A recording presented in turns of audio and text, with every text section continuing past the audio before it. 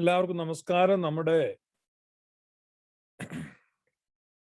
പെന്തക്കോസ്ത് സഹോദരങ്ങളുമായിട്ടുള്ള ചർച്ചകൾ പല സ്ഥലങ്ങളിലും മുൻപോട്ട് പോകുന്നുണ്ട്.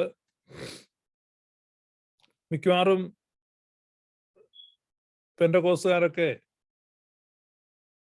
പിൻവലിഞ്ഞിട്ടുണ്ട്. ഗ്ലോറിയസ് ഗോസ്പൽ ആശയങ്ങളിൽ തട്ടി വീഴാതിരിക്കാൻ അവർ വഴിമാറിപ്പോയിക്കൊണ്ടിരിക്കുകയാണ്.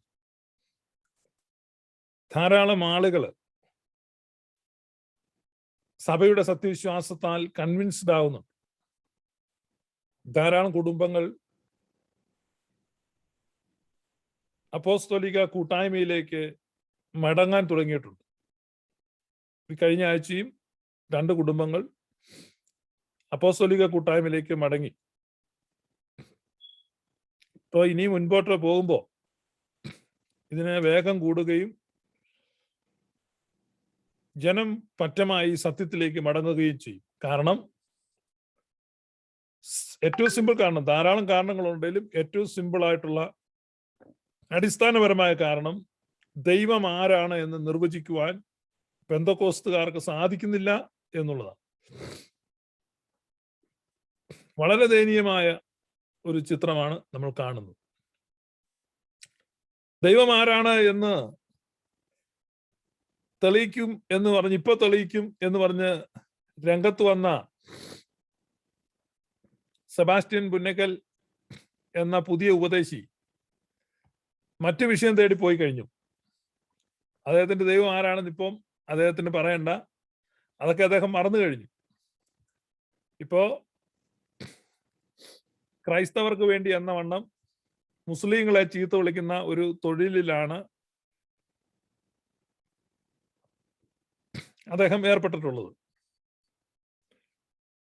അടുത്ത 2 മിനിറ്റ് സമയം നിങ്ങൾക്ക് ഒരു വീഡിയോയില് സെബാസ്റ്റ്യൻ പുന്നക്കലിന്റെ ഉപദേശങ്ങൾ നിങ്ങൾക്ക് കാണാവുന്നതാണ്. പെന്തക്കോസ്തുകാർ എത്ര കൺഫ്യൂസ്ഡ് ആണ് എന്ന് മനസ്സിലാക്കാനാണ് നമ്മൾ ഇത് കാണിക്കുന്നത്. ഇത് നിങ്ങൾ നോക്കുക. സെബാസ്റ്റ്യൻ പുന്നക്കലിന്റെ ഷെക്കൈന സ്റ്റുഡിയോ, കത്തോലിക്കരുടെ ഒരു സ്റ്റുഡിയോ യൂട്യൂബ് ചാനലാണ്. ക്രിസ്ത്യൻ അപ്പോളജിസ്റ്റ് എന്ന പേരിലാണ് അദ്ദേഹത്തെ അവർ അവതരിപ്പിക്കുന്നത്. ഈ ക്രിസ്ത്യൻ അപ്പോളജിസ്റ്റിന്റെ തിയോളജി നിങ്ങൾ കേൾക്കുക. ഒരു സാരാംശമുള്ള 3 വ്യക്തികൾ, അതുപോലെ ഒരു സാരാംശമുള്ള 3 ദൈവങ്ങൾ എന്നാണ് ഈ തൃത്വം പഠിപ്പിക്കുന്നത് അൾട്ടിമേറ്റ്ലി. അപ്പൊ തൃത്വം ഒന്നാന്തരം സാത്താനിക ബഹുദൈവ വിശ്വാസമാണെന്ന് മനസ്സിലായില്ലേ? ഇവരൊക്കെ ആരുടെ ഏജന്റാണെന്ന് നിങ്ങൾക്ക് മനസ്സിലായില്ലേ? 3 ദൈവങ്ങളുണ്ടെന്ന് പഠിപ്പിക്കുന്ന പേഗനിസത്തിന്റെ ദൈവം ഏകനല്ല ത്രിയേകനാന്ന് പറഞ്ഞാൽ വചനത്തിലില്ലാത്തതാണ്, അത് സാത്താനികമാവുക. ഹിന്ദുമതം ത്രിമൂർത്തി വിശ്വാസത്തെ പഠിപ്പിക്കുമ്പോൾ ഈ തൃത്വമതം അല്ലെങ്കിൽ അൽക്കുടത്തോട്ടം ഭാഷ അടക്കമുള്ള തൃത്വ ഈ പറയുന്ന കത്തോലിക്കർ ഉണ്ടാക്കിയ തൃത്വത്തെ ചുമന്നുകൊണ്ട് നടക്കുന്നവര് അവരും അത് തന്നെയാ പറയുന്നത്. അങ്ങനെ 3 ദൈവങ്ങൾ ഉണ്ടെന്ന് കൃത്യമായി പരസ്യമായി പഠിപ്പിക്കുന്ന തൃത്വം എന്ന് പറയുന്ന ഈ ബഹുദൈവ വിശ്വാസമാണ് ഞാനിപ്പോൾ തുറന്നു കാണിക്കുന്നത്. ത്രിയേകത്വം വിഗ്രഹാരാധന പോലെ, മരിച്ചവരോടുള്ള മധ്യസ്ഥ പ്രാർത്ഥന പോലെ, മറിയ സ്വർഗാരോഹണം ചെയ്തു, മറിയ ഹൈപ്പർദൂലിയ അധിക വണക്കത്തിന് യോഗ്യയാണ് എന്ന കത്തോലിക്ക ഉപദേശം പോലെ, പുരോഹിത വർഗമുണ്ടെന്നുള്ള കത്തോലിക്ക ഉപദേശം പോലെ, ദിവസേനയുള്ള ദിവ്യബലി ഉണ്ടെന്നുള്ള കത്തോലിക്ക ഉപദേശം പോലുള്ള ഒരു ദുരുപദേശമാണ് ത്രിയേകത്വവും. ബൈബിളിലെ അല്ല ഇതൊന്നും. ദൈവത്തിൽ നിന്ന് ജനിച്ച ഒരു ദൈവമായത് കൊണ്ടല്ല യേശുവിനെ ദൈവപുത്രൻ എന്ന് വിളിക്കുന്നത്. ദൈവപുത്രൻ എന്ന് ദാവീദിനെ വിളിച്ചപ്പോ തൃത്വത്തിന്റെ ഭാഗമായ ദാവീദ് എന്ന് ആരും പറഞ്ഞില്ല. ദൈവപുത്രന്മാരെന്ന് ഇസ്രായേലിനെ വിളിച്ചപ്പോ തൃത്വത്തിന്റെ ഭാഗമായ ദൈവപുത്രന്മാരെന്ന് ആരും പറഞ്ഞില്ല. യേശുവിനെ ദൈവപുത്രൻ എന്ന് വിളിക്കുമ്പോൾ മാത്രം അത് ദൈവത്തിനകത്ത വ്യക്തികളായി, ദൈവത്തിനകത്ത് അതായി ഇതായി അങ്ങനെ പലതുമായി. ഈ ഭാഗം നിങ്ങൾ കാണുക. ഇത് മുഹമ്മദ് ഈസ എന്ന് പറയുന്ന ഇസ്ലാമിക പ്രചാരകൻ ആയിട്ടുള്ള വ്യക്തിയുമായി കൂട്ടുചേർന്ന് യേശുക്രിസ്തുവിന്റെ ദൈവപുത്രത്വത്തെ നിന്ദിക്കുകയാണ് ഇവിടെ സെബാസ്റ്റ്യൻ. കാരണം ദാവീദിനെ ദൈവപുത്രൻ എന്ന് വിളിച്ചിട്ടുണ്ട്, അതുപോലെ മാത്രമാണ് യേശുവിനെയും ദൈവപുത്രൻ എന്ന് വിളിക്കുന്നത്. അതിലൊന്നും ഒരർത്ഥവുമില്ല. അത് സത്യദൈവത്തിൽ നിന്നുള്ള സത്യദൈവം എന്നുള്ള സഭയുടെ ചരിത്രപരവും പാരമ്പര്യവുമായിട്ടുള്ള വിശ്വാസത്തെ നിഷേധിക്കുകയും നിന്ദിക്കുകയും അപമാനിക്കുകയും അവഹേളിക്കുകയും ചെയ്യുകയാണ്. ഇത് അതുപോലെ തന്നെ അനിൽ കൊടുത്തോട്ടം എന്ന് പറയുന്ന ആളുടെ പേര് ഇദ്ദേഹം പരാമർശിക്കുന്നുണ്ട്. അദ്ദേഹം ഒരു തൃത്വവിശ്വാസിയാണെന്ന് ഇദ്ദേഹം തെറ്റിദ്ധരിക്കുകയാണ്. അതായത് ഇവർ ടോട്ടലി കൺഫ്യൂസ്ഡ് ആണ് ദൈവത്തെ സംബന്ധിച്ച്, ദൈവവിശ്വാസത്തെ സംബന്ധിച്ച്. തുടർന്ന് കേൾക്കുക. കുറച്ചു കഴിയുമ്പോഴല്ല സൃഷ്ടികൾ എന്നില്ലാതായി തീരുന്നു, സൃഷ്ടാവ് ഇത് ക്രോഡീകരിച്ച അത്തനേഷ്യസ് ഇപ്പൊ പറഞ്ഞു കേട്ടോ. അതായത് കുറച്ച് കഴിയുമ്പോൾ യേശുക്രിസ്തുവിന്റെ പ്രസക്തി ഇല്ലാതാകുമെന്നാണ് സെബാസ്റ്റ്യൻ മുന്നിക്കൽ പറയുന്നത്. അതായത് സൃഷ്ടികൾ ഇല്ലാതെയാകുന്ന ഒരു സമയം വരും. അപ്പൊ കേവലം ഒരു സൃഷ്ടി മാത്രമായിരിക്കുന്ന യേശുവിനും അവസാനം ഉണ്ടാകും. അതായത് യേശു എന്ന് പറയുന്നത് നിത്യനല്ല, സൃഷ്ടി അഴിയുന്നതോടുകൂടി അഴിഞ്ഞു പോകാനുള്ളതാണ് എന്ന് ഇവിടെ ഇദ്ദേഹം പറയുകയാണ്. അതാണ് കേൾക്കുക സെബാസ്റ്റ്യൻ മുന്നിക്കൽ എന്ന് പറയുന്ന ആളുടെ ഉപദേശം. ഇത് ക്രോഡീകരിച്ച അത്തനേഷ്യസ് അങ്ങനെ പലതുമായി കുറച്ച് കഴിയുമ്പോഴല്ല സൃഷ്ടികൾ എന്നില്ലാതായി തീരുന്നു. സൃഷ്ടാവ് മാത്രമാകുന്ന സ്റ്റേജിൽ പുത്രന്റെ ആവശ്യം വരുന്നില്ല. ഇത് സൃഷ്ടാവ് മാത്രമാകുമ്പോൾ പുത്രന്റെ ആവശ്യം വരുന്നില്ലെന്ന് നിങ്ങൾ കേട്ടല്ലോ. ക്രോഡീകരിച്ച അത്തനേഷ്യസ് എന്ന് പറഞ്ഞാൽ പോലും അത്തനേഷ്യസ് ശപിക്കപ്പെട്ടവനായിട്ട്. അപ്പോ അത്തനേഷ്യസ് ക്രോഡീകരിച്ച ദൈവത്തിന്റെ ആത്മാവിലെ എന്ന് പറഞ്ഞ അത്തനേഷ്യസ് പറയുന്ന ദൈവോധന വിരുദ്ധമായ തൃത്വം അംഗീകരിക്കാൻ ഞങ്ങൾക്ക് ബാധ്യമയില്ല. എന്തുകൊണ്ടാണ് ക്രിസ്തീയ ഗോളത്തിലെ ഏകദൈവ വിശ്വാസികളും ഒരു നൂറ്റാണ്ടിൽ പോലും സർവൈവ് ചെയ്യാതെ വന്നതെന്ന് ഞാൻ പലപ്പോഴും ആലോചിച്ചിട്ടുണ്ട്. ഇപ്പൊ കാണുന്നുണ്ടല്ലോ, ഇവർക്ക് കൊല്ലാൻ അധികാരം ഉണ്ടായിരുന്നെങ്കിൽ എന്നെ എപ്പോഴും തട്ടിയേനെ. ഇവരൊക്കെ ഇതിനൊക്കെ ദൈവസന്നിധിയിൽ നിന്ന് കണക്ക് പറയേണ്ടി വരും. ആ ഒരു ദിവസം ഡെഫിനറ്റ് ആയിട്ടുണ്ടാവും. അതായത് എണക്കുരുവികളാണ്, ഒരേ തൂവൽ പക്ഷികളാണ് യഹോവ സാക്ഷികളും ത്രിയേകത്വ വിശ്വാസികളും എന്ന് വളരെയധികം സ്പഷ്ടം. ഞങ്ങൾ ആരുടെ അടിമേൽ, ഞാൻ ഈ പറയുന്ന ഡേവിഡ് കെ ബെർണാർഡിന്റെ സഭയിൽപ്പെട്ട ആളല്ല. ഞാൻ ഈ പറയുന്ന ഡേവിഡ് കെ ബെർണാർഡിന്റെ യുണൈറ്റഡ് പെന്തക്കോസ്റ്റ് ചർച്ചിൽ മെമ്പർഷിപ്പ് ഉള്ള ഒരാളല്ല. ഞങ്ങളുടെ ഒരു ഹൈറാർക്കിക്കൽ സിസ്റ്റംസിൽ ഡേവിഡ് കെ ബെർണാർഡിന്റെ എന്റെ തലക്ക് മുകളിലൊന്നുമില്ല. അപ്പൊ അദ്ദേഹത്തെ ന്യായീകരിക്കേണ്ട ഗതികേടൊന്നും എനിക്കില്ല. അതായത് ഈ സെബാസ്റ്റ്യൻ മുന്നിക്കല് പറയുന്ന അദ്ദേഹത്തിന് മുകളിൽ ആരുമില്ല എന്ന് പറഞ്ഞാൽ അത്രേ ഉള്ളൂ. എനിക്ക് മുകളിൽ ആരുമില്ല, ഞാൻ തന്നെ നേരിട്ട് പ്രാപിച്ചിരിക്കുന്ന ഉപദേശമാണിത്.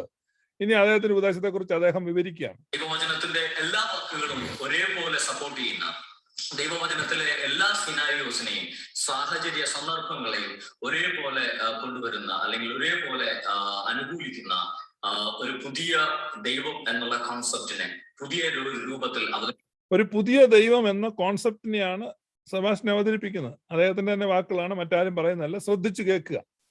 ഒരു പുതിയ ദൈവം എന്നുള്ള കോൺസെപ്റ്റിനെ പുതിയ രൂപത്തിൽ അവതരിപ്പിക്കുകയാണ്. ഇങ്ങനെ ഒരു കോൺസെപ്റ്റ് മുമ്പ് മറ്റാരെങ്കിലും അവതരിപ്പിച്ചിട്ടുണ്ടോ എന്ന് എനിക്കറിയില്ല. എന്റെ അറിവിൽ ആരും ഇതുവരെ അവതരിപ്പിച്ചിട്ടില്ല. ഇങ്ങനെ ഒരു കോൺസെപ്റ്റ് മുമ്പ് മറ്റാരെങ്കിലും അവതരിപ്പിച്ചിട്ടുണ്ടോ എന്ന് എനിക്കറിയില്ല. എന്റെ അറിവിൽ ആരും ഇതുവരെ അവതരിപ്പിച്ചിട്ടില്ല. അതുകൊണ്ട് ഇതൊരു പുതിയ കോൺസെപ്റ്റ് ആണെന്ന് എനിക്ക് തോന്നുന്നു. നിങ്ങൾ എല്ലാവരും കേൾക്കുക, വായിക്കുക, പഠിക്കുക. ഞങ്ങളുടെ വീഡിയോ മാത്രമുള്ള ഒരു കൂട്ടമാണ്. കാര്യം ചില പുസ്തകം സമയമൊന്നും ആയിട്ടില്ല. ഇവിടെ നോക്കുക, പുസ്തകം ഒന്നും എഴുതാനായിട്ടില്ല, അവരൊരു പുതിയ മതമാണ് എന്ന് പറയുകയാണ്. ഇത് ഭയങ്കര ഒരു തമാശ. ഞാൻ പെന്തക്കോസ്തുകാരുടെ ആ ദൈവം ആരാണെന്ന് നിർവചിക്കുവാൻ, അല്ലെ ദൈവത്തെക്കുറിച്ച് പറയുവാൻ അവർക്ക് സാധിക്കുന്നില്ല എന്നുള്ള കാര്യമാണ്. ഇനിയിപ്പോ അടുത്ത മറ്റൊരു കോമഡിയാണ് നമുക്ക് കാണാനുള്ളത്. ഇന്നൊരു കോമഡി ഡേ ആണ്, അടുത്തായിട്ട് കാണുക. ഇത് ഏറ്റവും ലേറ്റസ്റ്റ് ആണ്, ഇന്നലെ നടന്നതാണ്. സെബാസ്റ്റ്യന്റെ ചില മാസങ്ങൾക്ക് മുമ്പ് അദ്ദേഹം പറഞ്ഞാണ്. ഇത് ഇന്നലെ നടന്ന വളരെ ചൂട് സാധനമാണ് ഇപ്പോൾ കാണുന്നത്. നിങ്ങൾ നോക്കൂ, ഇതൊരു ക്ലബ് ഹൗസ് ചർച്ചയാണ്. എന്താണ് ദൈവത്തിന് കൊടുക്കാൻ പറ്റുന്ന നിർവചനം? അതിന് തൃത്വമാശയമാണ് തിരുവചനത്തിൽ നിന്ന് പറ്റുന്നത് എന്ന് പറഞ്ഞത്. മാത്രമല്ല അവിടെ പുത്രൻ സംസാരിക്കുന്നത് കൃത്യമായി പറഞ്ഞു. മാത്രമല്ല ഇനി മനുഷ്യന് മനസ്സിലാകാൻ സിമ്പിൾ ആയിട്ട് ഞാൻ പറഞ്ഞു, ബോഡി, സോൾ ആൻഡ് സ്പിരിറ്റ് എന്നതുമാണ് മനുഷ്യൻ. ബോഡി മാത്രമായ മനുഷ്യനാവില്ല, ഡെഡ് ബോഡി ആവും. ബോഡിയും സോളും കൂടെ ഉണ്ട്, സ്പിരിറ്റ് ഇല്ലെങ്കിൽ അതിന് കോമ എന്ന് പറയും. അതും ഞാൻ പറഞ്ഞു, കൊണ്ടുവരണം. മറ്റേത് ബോഡി വരണം. തമ്മിലുള്ള വ്യത്യാസങ്ങളൊക്കെ ഞാൻ പറഞ്ഞു. ഇതൊക്കെ സാധാരണക്കാരന് മനസ്സിലാകും എന്ന് തന്നെയാണ് എന്റെ വിശ്വാസം. ഇദ്ദേഹം തൃത്വത്തിന്റെ വ്യാഖ്യാനം പറയുന്നത് മനുഷ്യന്റെ ബോഡി, സോൾ ആൻഡ് സ്പിരിറ്റ്, അതുപോലെയാണ് father, son and holy spirit. ഇപ്പൊ ബോഡി മാത്രമായാലൊക്കത്തില്ല, സോള് മാത്രമായാലൊക്കത്തില്ല. അപ്പൊ പിതാവും പുത്രനും പരിശുദ്ധാത്മാവും കൂടെ ഒരുമിച്ച് ചേരുമ്പോഴാണ് ദൈവം ഉണ്ടാകുന്നത്. പാർഷ്യലിസമാണ് തൃത്വം എന്ന പേരിൽ ഈ പെന്തക്കോസ്തുകാരൻ അവതരിപ്പിക്കുന്നത്. അതായത് അഡ്വക്കേറ്റ് ജോൺ മാത്യു പെന്തക്കോസ്റ്റൽ പാസ്റ്ററാണ്. തുടർന്ന് കേൾക്കുക. ഇതുവരെ ആരും പറയാത്ത ഒരു മനോഹരമായ ഉദാഹരണം, ഒരു ഉപമയിലൂടെ അദ്ദേഹം തൃത്വം വിശദീകരിക്കുന്നുണ്ട്. ഇത് കേട്ടോണ്ടിരിക്കുന്ന നിങ്ങൾ കോൾമേർ കൊള്ളാതിരിക്കാൻ പ്രത്യേകം സൂക്ഷിക്കണം. കാരണം കോൾമേരൊക്കെ കൊണ്ടുകഴിഞ്ഞാൽ ഈ ഷർട്ടൊക്കെ കണ്ടാൽ അങ്ങ് ഉയർന്നേ ശ്രദ്ധിക്കും. വിശദീകരണം ഞാൻ കൃത്യമായി പറഞ്ഞു. ഇനി അല്ല ബൈബിളിലെ ബാക്കി വാക്യങ്ങൾ 17 പറയണമെങ്കിൽ അദ്ദേഹം ഒന്നുകിൽ അദ്ദേഹത്തിന്റെ വിശദീകരണം എന്നോടുള്ള ഖണ്ഡനം പറയണം. ആ ഖണ്ഡനത്തിന് മറുപടി ഞാൻ പറയാം. നമ്മുടെ ഡിബേറ്റിന്റെ രീതി ആദ്യമേ പറഞ്ഞിരുന്നു 7 മിനിറ്റ് വീതം വിഷയാവതരണം, അത് കഴിഞ്ഞ് 1 മിനിറ്റ് ചോദ്യം, 3 മിനിറ്റ് ഉത്തരം, അത് കഴിഞ്ഞ് അത് നമ്മുടെ റൂൾസ് ഉണ്ടെങ്കിൽ ഞാൻ ചോദിക്കുന്ന പിതാവ് ഈസിക്കൽ ടു പുത്രൻ ഈസിക്കൽ ടു പരിശുദ്ധാത്മാവാണോ? What do you mean by that? What do you mean by trinity? പിതാവും പുത്രനും പരിശുദ്ധാത്മാവും എല്ലാം സെയിം ആണോ? ഇതെല്ലാം കൂടെ അതിനെപ്പറ്റി ഒന്ന് വിശദീകരിക്കാം. ഓക്കെ, അതായത് അച്ഛാ ഇതിന് സിമ്പിള്, സോറി ക്ഷമിക്കണം, അച്ഛനോട് അതായത് മോഡറേറ്റേഴ്സിനോടോ ഷൗമേലച്ചാനോടോ അല്ല ഞാൻ ഈ പറയുമ്പോൾ ശ്രദ്ധിക്കേണ്ടത്. സാധാരണ ജനത്തിന് മനസ്സിലാകാൻ വേണ്ടിയിട്ട് ഞാൻ പറയുകയാണ്.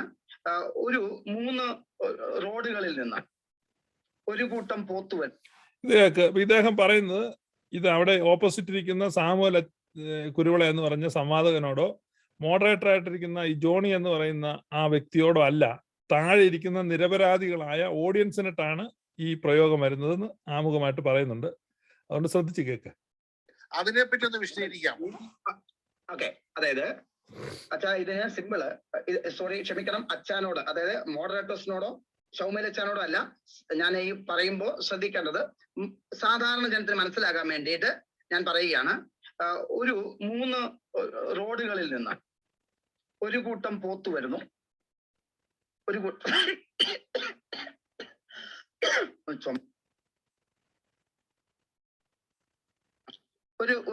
പോത്ത് വരുന്നു.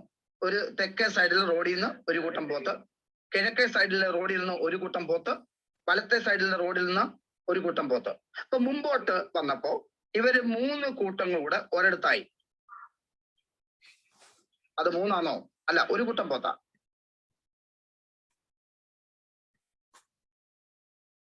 നിങ്ങൾക്ക് മനസ്സിലായി? പെന്തക്കോസ്തുകാരും പോത്തുമായിട്ട് വലിയ ബന്ധമുണ്ട്. പോത്ത് കുളിക്കുന്ന കടവിലാണ് ഇവര് സ്നാനം നടത്തുന്നത്. ഞാൻ പറഞ്ഞപ്പോൾ നിങ്ങൾ വിശ്വസിച്ചില്ലല്ലോ. പോത്തുമായിട്ട് ഇവരുടെ മാസയോഗത്തിൽ പോത്തിറച്ചി ഒരു പ്രധാനപ്പെട്ട ഘടകമാണ്. അതുപോലെ തന്നെ വേറൊരു ഉദാഹരണം ഇതുപോലെ ഒരു പാസ്റ്റർ പറഞ്ഞ, ഈ പഴയ നിയമത്തിൽ പരിശുദ്ധാത്മാവ് വന്നിരുന്നത് ഈ കാക്ക വന്ന് പോത്തിന്റെ പുറത്തിരിക്കുന്ന പോലെയായിരുന്നത്. ഓരോരോ ഉദാഹരണങ്ങളാണ്. വന്നും പോയി നിന്നിരുന്നത്. ഇപ്പം പോത്തിന്റെ പുറത്ത് വന്ന് കാക്ക ഇരിക്കുന്നു. ഇങ്ങനെ ഇവരെന്ത് പറഞ്ഞാലും പോത്ത് ഇതിനകത്ത് കയറി വരും. പിന്നെ പോത്തോളജി എന്ന് പറഞ്ഞ ഒരു സംഗതി ഈ പെന്തക്കോസ്തുകാർക്ക് ഉണ്ടാക്കണം എന്നുള്ളതാണ് എൻ്റെ ഒരു ഇത്. പോത്ത് വരുന്നു, പോത്ത് പോകുന്നു.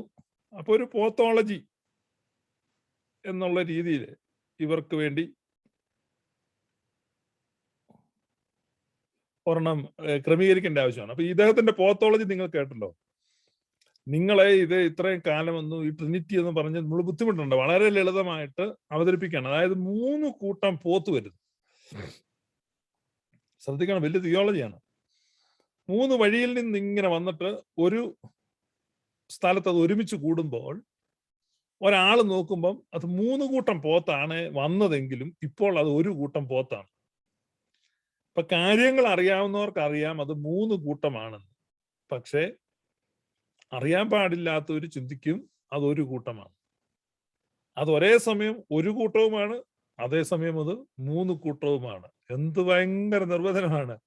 അപ്പം ഇതാണ് പോത്തിനെ വെച്ച് തൃത്വം തെളിയിച്ചിരിക്കുകയാണ്. നിങ്ങൾ ബുദ്ധിയില്ലാത്തവർ നിങ്ങൾക്ക് തോന്നി ഇതൊക്കെ ഒരു തമാശയാണ്. പക്ഷെ അതല്ലെങ്കിൽ അങ്ങനെയല്ല. ഇത് പെന്തക്കോസ്തുകാർ അങ്ങ് ക്ലേശിക്കുകയാണ് ദൈവത്തെ അവതരിപ്പിക്കാൻ. തുടർന്ന് പോത്തോളജി സ്വല്പം കൂടെ കേൾക്കാം. നിങ്ങൾ ഉദ്ദേശിക്കുന്നില്ലല്ല.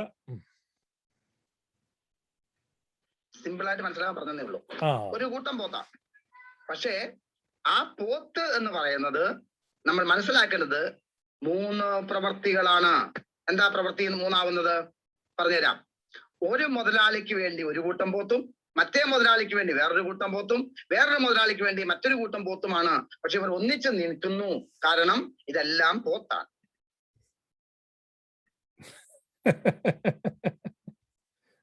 ഇത്രയും ഗതികേട് പെന്തക്കോസ്തുകാർക്ക് വന്നല്ലോ. എന്റെ അന്തോണി നായർക്ക് ഈ ഗതി വന്നല്ലോ എന്ന് സന്ദേശ സിനിമയ്ക്കകത്ത് മാമുക്കോയ കരയുന്നുണ്ടല്ലോ.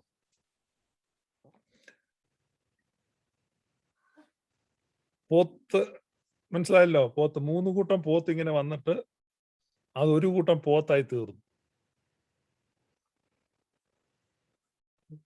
എല്ലാം പോത്താന്ന പുള്ളി പറഞ്ഞു. പെന്തക്കോസ്തുകാർ മൊത്തം പോത്താണ്, മുഴുവൻ പോത്താണ്. ഇത്തരത്തിൽ ദൈവവിശ്വാസത്തെ അവഹേളിക്കും. തലമുറകളായി, നൂറ്റാണ്ടുകളായി സുറിയാനി സഭയുടെ പിതാക്കന്മാർ സത്യവിശ്വാസത്തെ കൈമാറി വിശുദ്ധ കൽപ്പനകളും വിശുദ്ധ ലിഖിതങ്ങളും പരിശുദ്ധ കൂദാശകളും വിശുദ്ധ പാരമ്പര്യങ്ങളും എല്ലാം കൈമാറി. എന്നാൽ നാണയ സമ്പാദനാർത്ഥം, ഞാൻ ഇന്നലെ പറഞ്ഞതുപോലെ ഇവന്മാരുടെ ഒരു പാട്ടുണ്ട്, വേദവാക്യങ്ങൾ ഞങ്ങൾക്കാദായമാകാൻ. അപ്പൊ വേദവാക്യങ്ങൾ കൊണ്ട് ആദായം ഉണ്ടാക്കാൻ അവർ പാടുന്നുണ്ട്. സത്യസന്ധതയുടെ കാര്യത്തിൽ വേദവാക്യങ്ങൾ കൊണ്ട് ആദായം ഉണ്ടാക്കാൻ തീരുമാനിച്ച പെന്തക്കോസ്തുകാർ സുറിയാനി സഭയിലെ അംഗങ്ങളെ വഞ്ചിച്ചു, ചതിച്ചു. അപ്പൊ അതിൽ പെട്ടുപോയ ഒരുപാട് ആളുകൾ ഇങ്ങനെ ഈ കൂട്ടങ്ങളിലേക്ക് മാറി. അവരുടെ ഉപദേശം എത്ര വൈകല്യമാണെന്ന് നിങ്ങൾക്ക് മനസ്സിലായില്ലേ? ഇപ്പൊ അവർ എക്സ്പോസ്ഡാ. ഞങ്ങളിത് പറയുമ്പോൾ നിങ്ങൾക്ക് ഇത്രയും ഗൗരവം അറിയത്തില്ലായിരുന്നു. ഇത്രമാത്രം ആശയപാപ്പരത്വമാണ് അവർക്കുള്ളത്. എത്ര ദയനീയമാണ് അവരുടെ സ്ഥിതി എന്ന് നിങ്ങൾ മനസ്സിലാക്കുക. ദൈവം ആരാണെന്ന് ചോദിച്ചാൽ ബബ്ബ എന്ന് മാത്രമല്ല, അതിനപ്പുറത്തൊന്നും പറയുവാൻ ഒരു പെന്തക്കോസ്തുകാരനും ത്രാണിയില്ല. അവനാണ് ഇത്രയും നാൾ ഇവിടെ കിടന്ന് ഈ ബഹളം മുഴുവൻ ഉണ്ടാക്കിക്കൊണ്ട്.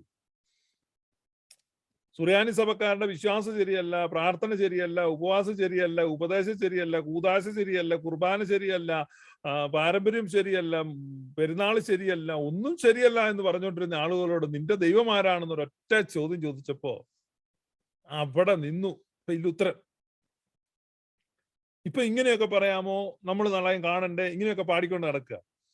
ഇപ്പൊ അതിനുവേണ്ടി ഈ ചോദ്യങ്ങളിൽ നിന്ന് രക്ഷപ്പെടാൻ വേണ്ടി അവരിപ്പോ ഉണ്ടാക്കിയിരിക്കുന്ന ഒരു പുകമറി, അയ്യോ ദേ മുസ്ലിങ്ങൾ നമ്മളെ കൊല്ലാൻ വരുന്നേ, ഓടിവായോ എന്ന് പറഞ്ഞിട്ട് വിഷയം മാറ്റി വിടുക. കാരണം ഇത്ര ദയനീയമാണ് പോത്തിന്റെ കാര്യം. നിങ്ങള് മറക്കരുത്, 3 വശത്ത് നിന്നാണ് ഈ പോത്തുകൾ വരുന്നത്. പോത്തുകൾ 3 വശത്ത് നിന്ന് ഇങ്ങനെ വന്നിട്ട് ഇങ്ങനെ ഉണ്ടല്ലോ, അമറി തല കുലുക്കി കൊമ്പ് കുലുക്കി പോത്തുകൾ ഇങ്ങനെ വന്ന്, പോത്തുകൾ ഒരു ഗ്രൗണ്ടിലോട്ട് ഇങ്ങനെ. പുള്ളി ഓർത്ത് ഈ സുറിയാനിക്കാർക്ക്, പ്രത്യേകിച്ച് മധ്യ തിരുവിതാംകൂർക്ക് ഈ പോത്തെന്ന് പറഞ്ഞ ഒരു ബലഹീനത. പോത്തിറച്ചി ഇല്ലെങ്കിലേ, പോത്തിന്റെ ഒരു ഉദാഹരണം പറയുന്നതോടുകൂടി ഇവരെ സുഖിപ്പിച്ചങ്ങ് പെട്ടെന്ന് ഇവർ ഈ പോത്ത് ഇങ്ങനെ ഇറച്ചിയാകുന്നത്, ഒലത്താകുന്നത്, ചാപ്സ് ആകുന്നത്, ഇതൊക്കെ മനസ്സിൽ ചിന്തിച്ച് പോത്തിനെ സ്വപ്നം കണ്ട് അങ്ങ് മറക്കുമെന്നാണൊക്കെയാണ് അദ്ദേഹം വിചാരിച്ചത്. അതുകൊണ്ട് ഈ പോത്തിന്റെ ഉദാഹരണം പറഞ്ഞു. നിങ്ങൾ മനസ്സിലാക്കി ഇവരെത്ര വികലമായിട്ടാണ് ദൈവത്തെ മനസ്സിലാക്കിയിരിക്കുന്നത്. ഇവരോട് ചേർന്ന് പെന്തക്കോസ്തിൽ നിൽക്കുന്ന ഓരോ സുറിയാനിക്കാരനും ലജ്ജിക്കണം. അതിനാ ഞാനിത് പറയുന്നത്. നിങ്ങളതെന്തോ ശ്രേഷ്ഠമായ ഉപദേശമാണെന്നോ, എന്തൊക്കെയോ ദൈവശാസ്ത്രം അവിടെ ഉണ്ടെന്നോ, ദൈവശാസ്ത്രമായി കൃത്യമായ ധാരണകൾ അവിടെ ഉണ്ടെന്നോ ഒക്കെയുള്ള തെറ്റിദ്ധാരണ നിൽക്കുന്നവരുണ്ട്. നിങ്ങളോടാണ് ഞാൻ പറയുന്നത്. ഈ പെന്തക്കോസ്തുകാരന്റെ മാക്സിമം ഇതാണ്. ചർച്ചയ്ക്ക് വന്ന ആളാണ്, സംവാദത്തിന് പോയ യഹോസാക്ഷിക്കാരനുമായിട്ടുള്ള സംവാദമാണ്. യഹോസാക്ഷിക്കാരനുമായിട്ട് സംവാദം ചെയ്യാൻ പോയിട്ട് ദൈവം ആരാന്ന് ചോദിച്ചോ 3 കൂട്ടം പോത്താന്ന് പറഞ്ഞിട്ട് പോരുക. ഇതാണ് സ്ഥിതി. ലജ്ജിക്കുക പെന്തക്കോസ്തുകാർ, അതിൽ നിന്ന് മാറുക. ഞാൻ കൃത്യമായിട്ട് നിങ്ങളോട് പറയുന്നത്. കാരണം ദൈവവിശ്വാസം അവർക്ക് എന്താണെന്ന് അറിയില്ല.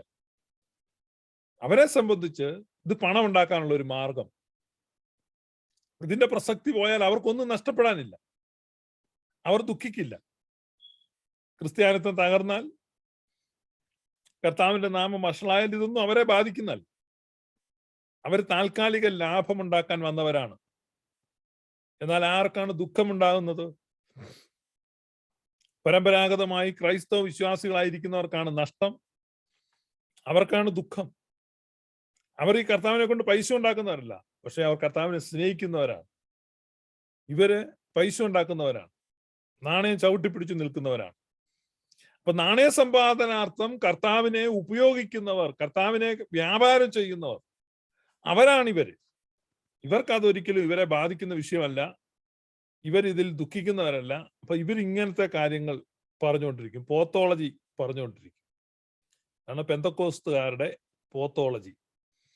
ഇത്തരത്തിലുള്ള ധാരാളം കോമഡികളാണ് നടക്കുന്നത്. ഇപ്പം നിങ്ങൾ വിചാരിക്കും, ഓ ഈ പുള്ളി ഒരു മാന്യൻ, ഇദ്ദേഹം അങ്ങ് പറഞ്ഞുകൊണ്ടിരിക്കുകയാണ്. അങ്ങനെയൊന്നും അല്ല പെന്തക്കോസ്ത്. എന്നാൽ ഞാനിപ്പോ നിങ്ങൾക്ക് എന്നെ കേൾക്കുന്ന ആരെങ്കിലും പെന്തക്കോസ്തുകാർ കേൾക്കുന്നുണ്ട്, നിങ്ങൾക്ക് സ്വയമായിട്ടോ അല്ലെങ്കിൽ നിങ്ങൾ കഴിവുള്ളവൻ എന്ന് വിചാരിക്കുന്ന നിങ്ങളുടെ പെന്തക്കോസ്തിൽപ്പെട്ട ഒരാളെ, പാസ്റ്റർ ആകാം, ബൈബിൾ പണ്ഡിതനാകാം, ആരും ആകാം, ആളെ ഇവിടെ ഒന്ന് വിളിച്ചുകൊണ്ട് വരൂ.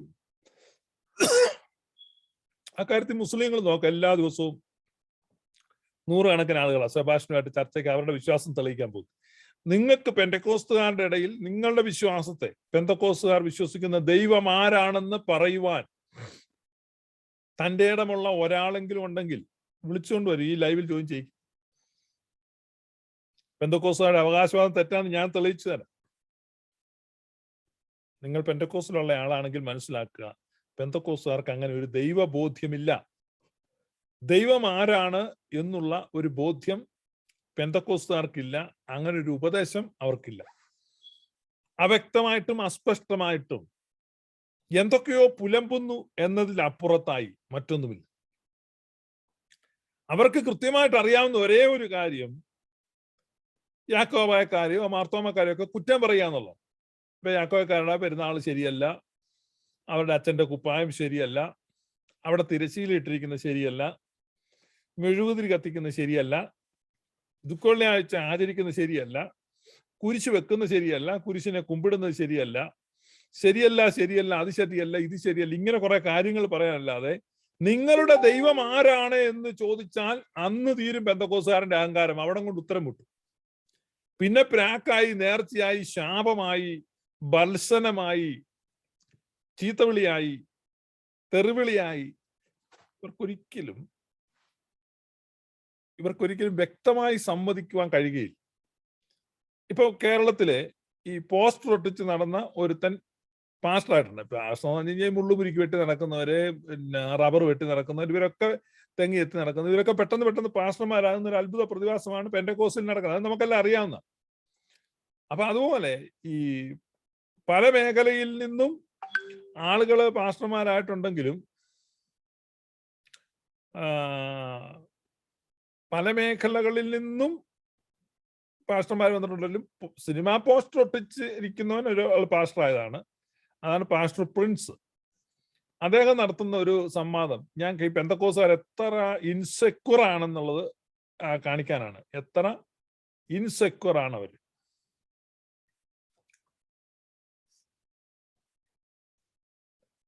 അപ്പൊ അത് ഒരു നിരീശ്വരവാദി എന്ന് പറഞ്ഞു കഴിഞ്ഞാൽ ഒരു സബ്സ്റ്റാൻഡേർഡ് നിരീശ്വരവാദിയാണ്. ഈ പ്രിൻസ് നിലമ്പൂരുമായിട്ട് ഒരു ചർച്ച നടത്തുകയാണ്. അപ്പൊ നിങ്ങൾ നോക്കണം, മറ്റേ ആളെ സംസാരിക്കാൻ അനുവദിക്കുന്നില്ല. ഇതാണ് ഈ പെന്തക്കോസ്തുകാരുടെ ഒരു സ്വഭാവം. നിങ്ങളത് കേട്ടു നോക്കുക. ആ നിരീശ്വരവാദി കടന്ന് ഒരു വാക്ക് പറയാൻ കഷ്ടപ്പെടുകയാണ്. പെന്തക്കോസ്തുകാർ വളഞ്ഞു വെച്ച് ആക്രമിക്കുകയാണ്. ഇതൊക്കെ ഇവരെ കൊണ്ട് സാധിക്കുള്ളൂ. നിങ്ങൾ കേട്ടു നോക്കുക. ബൈബിൾ വ്യാജമാണ്, ഒതൻസിറ്റി അത് അങ്ങനെ തെളിയിക്കാൻ ഒതൻസിറ്റി ഉള്ള ഒരു പുസ്തകം നിങ്ങളുടെ കയ്യിലുണ്ട്, ഒരു റെക്കോർഡ് ഉണ്ടോ എന്നാണ് എന്റെ ചോദ്യം. റെക്കോർഡ് എന്തിനാണ്? റെക്കോർഡ് ഇല്ലെങ്കിൽ അവിടെ നിന്നില്ല. അപ്പൊ അത് തന്നെ തീർന്നില്ല. അപ്പൊ നിങ്ങളുടെ കയ്യിൽ ഒരു റെക്കോർഡ് ഒരു സാധനവും കയ്യിലില്ലാതല്ലേ നിങ്ങൾ ബൈബിളിനെതിരെ ആക്ഷേപം കൊണ്ട് വന്നത്? നില്ല സഹോദരൻ, ഞാൻ അടുത്ത കാര്യം ചോദിക്കട്ടെ. നിങ്ങളുടെ തന്നെ ഒതൻസിറ്റി തെളിയിക്കുന്ന റെക്കോർഡുള്ള ഒരു പുസ്തകം പറഞ്ഞു. പ്രിൻസ് കിറ്റ് സഹോദരൻ, കിറ്റ് എന്ന് പറയുന്ന മനുഷ്യൻ ഒരു മനുഷ്യനാണ് എന്ന് റെക്കോർഡ് ചെയ്യുന്ന ഒരു ഒതൻസിറ്റി ഉള്ള ഒരു പുസ്തകത്തിന്റെ പേര് പറഞ്ഞേ. എത്ര കാലം തൊട്ട് നിൽക്കുന്ന ഒരു പുസ്തകമാണ്? നിങ്ങളുടെ കയ്യിൽ ഒന്നുമില്ല. പ്രിൻസ്, അതല്ലല്ലോ ഇവിടെ ചർച്ചാ വിഷയം. സഹോദര, ചർച്ച ചെയ്തല്ല. നിങ്ങൾ വായുവിൽ വെടിവെക്കുന്നത് പോലെ ഒരു കാര്യം പറഞ്ഞു, ബൈബിൾ ഒതൻസിറ്റി ഇല്ല. ശരി, നിങ്ങൾക്ക് എവിടുന്നാണ് ഇത് മനസ്സിലായത്? എന്തിന്റെ അടിസ്ഥാനത്തിലാണ് നിങ്ങൾക്ക് ബൈബിളിന് ഒതൻസിറ്റി ഇല്ലെന്ന് പറയാനുള്ള ഒരു സോഴ്സ് ഉണ്ടായത്? അങ്ങനെ ഒരു പുസ്തകം പറഞ്ഞോട്ടെ. ഒരു സാധനം ഒതൻസിറ്റി ഇല്ല എന്ന് പറയുന്നത് ഒതന്റിസിറ്റിക്കായിട്ടുള്ള തെളിവ് ഇല്ലാത്തപ്പോഴാണ് അതിന് ഇല്ലാന്ന് പറയുന്നത്. സഹോദര, ബൈബിള് ഞങ്ങൾക്ക് എന്ത് തെളിവാണുള്ളത്? തെളിവില്ലാത്ത സാധനം അത് അന്ധവിശ്വാസം പറയാൻ പറ്റത്തുള്ളൂ. തെളിവെന്ന് പറയുന്നത് നിങ്ങൾ ബൈബിൾ എന്ന് 4 വട്ടം പറയുന്നത് തന്നെ അതിന്റെ തെളിവ്. ബൈബിൾ എന്ന് പറയുന്ന ഒരു സാധനം ഉണ്ട്. നാളെ പാച്ചാപ്പറിങ്ങ എന്നൊരു സാധനം ഉണ്ട് പ്രിൻസ് എന്ന് പറയുമ്പോൾ പ്രിൻസ് പറയാം പാച്ചാപ്പറിങ്ങ എന്താ ചോദിക്കുമ്പോ ഞാൻ പറയാം താങ്കൾ തന്നെ പാച്ചാപ്പറിങ്ങ എന്ന് പറഞ്ഞു. അതുകൊണ്ട് പാച്ചാപ്പറിങ്ങ ഉണ്ടെന്ന് എനിക്ക് പറയാൻ പറ്റുമോ പ്രിൻസ്? അല്ല, താങ്കളുടെ ഞാൻ ചോദിക്കുന്നത് പാച്ചാപ്പറിങ്ങ ഉണ്ടോ ഇല്ലയോ എന്നുള്ള കാര്യം താങ്കളുടെ വിഷയമല്ലേ, അത് എന്റെ വിഷയമല്ലല്ലോ. എന്നെ സംബന്ധിച്ചിടത്തോളം കഴിഞ്ഞ ഇത്രയും വർഷങ്ങൾ, നൂറ്റാണ്ടുകളായി നിലനിൽക്കുന്ന ഒരു പുസ്തകം ബൈബിൾ ഉണ്ട്. ഒന്ന്. രണ്ടാമത്തെ കാര്യം, ഈ ബൈബിളിന്റെ ആധികാരികത ഇവിടുത്തെ ശാസ്ത്രങ്ങൾ നിഷേധിച്ചിട്ടില്ല. യുക്തിവാദികൾ കുറെ വിവരക്കേട് പറയുന്നുണ്ടെന്നേ ഉള്ളൂ. അല്ലാതെ ശാസ്ത്രം നിഷേധിച്ചിട്ടില്ല. ഒന്ന്, ചരിത്രം നിഷേധിച്ചിട്ടില്ല. രണ്ട്, നിങ്ങൾ ബഹളം ഉണ്ടാക്കരുത്. നിങ്ങൾ ബഹളം ഉണ്ടാക്കരുത്. ബഹളം ഉണ്ടാക്കിയാൽ മാറി നിന്ന് കേൾക്കേണ്ടി വരും. എന്റെ മറുപടി ഇതുപോലും എതിരായി നിൽക്കുന്നില്ല. ഇനി ഇതിനകത്ത് എസ്കറ്റോളജി ഉണ്ട്, ആന്ത്രോപോളജി ഉണ്ട്, ഏഞ്ചലോളജി ഉണ്ട്, ഡെമനോളജി ഉണ്ട്, ബിബ്ലിയോളജി ഉണ്ട്. ഇങ്ങനെ അതേപോലെ ഓരോ ഇഷ്ടം പോലെ തീർന്ന എല്ലാത്തിനും അപ്പുറത്ത് സഭാശാസ്ത്രം, എക്ലീഷ്യോളജി, ഇതെല്ലാം ഉണ്ട്. ഇത് ഒന്നും ഇല്ലാതെ നിങ്ങൾ വിചാരിക്കുന്ന പോലെ ബൈബിൾ ഇത്ര പുസ്തകം എന്ന് മാത്രമല്ല പറഞ്ഞത്. ഇതിനെ ബേസ് ചെയ്ത് നിൽക്കുന്ന വലിയൊരു ശാസ്ത്രശാഖ തന്നെ, ഇതിന്റെ ദൈവശാസ്ത്ര പഠനമുണ്ട്. അല്ലാതെ വെറുതെ ഒന്നും അല്ല പറഞ്ഞേ. നിങ്ങൾ നേരത്തെ വേറെ ഏതാണ്ടിന്റെ ഒരു സാധനത്തിന്റെ പേര് പറഞ്ഞു, അത് നിങ്ങളുടെ തലച്ചോറിലുണ്ടായ കാര്യങ്ങൾ, നെബുക്കദ്നേസറിനെ കുറിച്ച് എഴുതിയിരിക്കുന്ന കാര്യങ്ങൾ. ആളുകളുടെ രീതിയാണ് എന്ത് പറഞ്ഞാലും ഗൂഗിളിൽ തപ്പുക എന്ന് പറയുന്നത്. ഞാൻ പറഞ്ഞ റെക്കോർഡിക്കൽ ആംഗിളിലുള്ള കാര്യങ്ങളാണ് പറഞ്ഞത്. അത് ഓതൻസിറ്റി ഉള്ള പുസ്തകങ്ങളിലൂടെ നിങ്ങൾ സഞ്ചരിക്കുക. ഏതെങ്കിലും ഒരു പുസ്തകം ഡാവിഞ്ചി കോഡ് പോലെ ഊളത്തിൽ എഴുതിയിരിക്കുന്ന കാര്യമല്ല പറഞ്ഞത്. ഏതെങ്കിലും ഒരു പുസ്തകം റെക്കോർഡിക്കൽ ആംഗിൾ. ഞാൻ ചോദിച്ചോട്ടെ, നിങ്ങൾ കൊണ്ടു നടക്കുന്ന കലണ്ടർ വെച്ച് ഞങ്ങൾക്ക് പറയാൻ പറ്റുമല്ലോ യേശു ക്രിസ്തു ഒരു ചരിത്ര പുരുഷനായിരുന്നു, അവന്റെ ഹിസ്റ്ററിയാണ് എഴുതി വെച്ചിരിക്കുന്നത് എന്നുള്ളത്. അപ്പം ബൈബിളിനെ സംബന്ധിച്ചിടത്തോളം ബൈബിൾ സഞ്ചരിച്ച പാതകൾ, ഇനി ബൈബിളിനെതിരെ വന്നതും കേന്ദ്രീകരിച്ച് നിൽക്കുന്നതും സംബന്ധിച്ചടക്കമുള്ള വിഷയങ്ങൾ തന്നെ. ഇനിയും ഇറാനും ഇറാഖും സിറിയയും ഒക്കെ അടങ്ങുന്ന ഭൂപ്രദേശങ്ങൾ, ഇതിനെയൊക്കെ ചരിത്രപരമായി രേഖപ്പെടുത്തിയിരിക്കുന്ന, തുർക്കിയെ കുറിച്ച് എഴുതിയിരിക്കുന്ന കാര്യങ്ങൾ, ഇതെല്ലാം ബൈബിളിനകത്ത് വ്യക്തമായി രേഖപ്പെടുത്തിയിരിക്കുന്ന കാര്യങ്ങളാണ്. 7 സഭകളെ കുറിച്ചുള്ള വിശദീകരണം, ഇതെല്ലാം ചരിത്രത്തിന്റെ താളുകൾ ഉണ്ടായിരുന്ന. അപ്പൊ ബൈബിൾ ചരിത്രവുമായി നന്നായി ബന്ധിക്കപ്പെട്ടു എന്ന് പറഞ്ഞു കഴിഞ്ഞാൽ അതുമായി കണക്ട് ചെയ്യും, കോണ്ടാക്ട് ചെയ്തും ആ ചരിത്രങ്ങളിൽ ജീവിക്കുന്നതുമാണ് പുസ്തകം. ഒരു ചരിത്രരേഖയും ബൈബിളിനെ നിഷേധിക്കുന്നില്ല. ഉണ്ടെങ്കിൽ നിങ്ങൾ കൊണ്ടുവരാനാണ് ഞാൻ പറഞ്ഞത്. അതുകൊണ്ടാണ് ഞാൻ ചോദിച്ചത്. ഈവൻ നിങ്ങളുടെ കലണ്ടർ പോലും നിങ്ങൾക്ക് എന്ത് ചെയ്യാൻ പറ്റത്തില്ല. അത് വെച്ചുകൊണ്ട് പോലും നിങ്ങൾക്ക് ഇതിനെ അംഗീകരിക്കാതിരിക്കാൻ കഴിയത്തില്ല. കിറ്റ് എന്ന് പറയുന്ന വ്യക്തി ജീവിച്ചിരുന്നു എന്ന് പറയുന്ന ഒരു ആയുസ്, നിങ്ങൾക്ക് ഫോർ എക്സാമ്പിൾ നിങ്ങളുടെ വർഷം 1983 85 ആയിരിക്കുന്നു എന്നിരിക്കട്ടെ, അപ്പോൾ തന്നെ വരുന്നത് ആ കാലഘട്ടത്തെ പോലും തരംതിരിക്കുന്നത് BC എന്നും അതിനോട് ക്രിസ്തുവിന് മുൻപും ശേഷവും എന്നുള്ള ഒരു ആംഗിളിൽ തന്നെയാണ് അത് വരുന്നത്. അപ്പോഴും ചരിത്ര പുരുഷനായ ക്രിസ്തുവിനെ മാറ്റി നിർത്തി നിങ്ങൾക്ക് നിങ്ങളുടെ വയസ്സ് പോലും നിശ്ചയിക്കാൻ കഴിയത്തില്ല.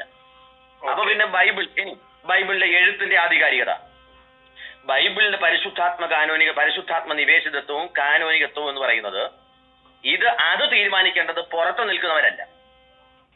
ബൈബിളിന്റെ പരിശുദ്ധാത്മ സ്വഭാവവും കാനോനികത്വവും തീരുമാനിക്കേണ്ടത് സഭയാണ്, സഭയോട് ബന്ധപ്പെട്ടവരാണ്.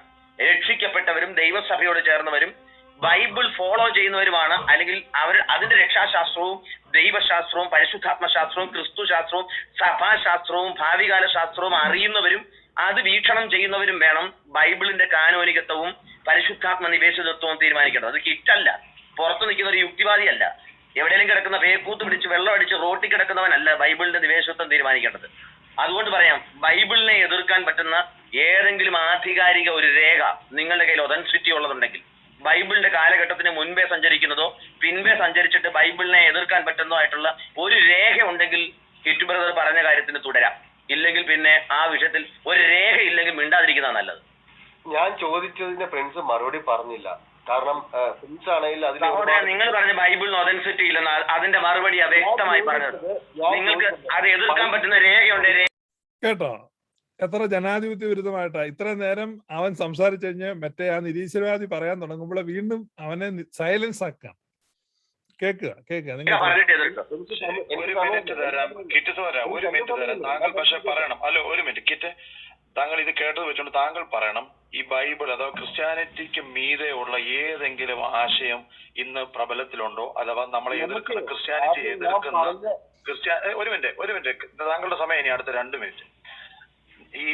ആ 2 മിനിറ്റ് ഒരിക്കലും വരത്തില്ല, ഇവർ കൊടുക്കത്തില്ല സമയം.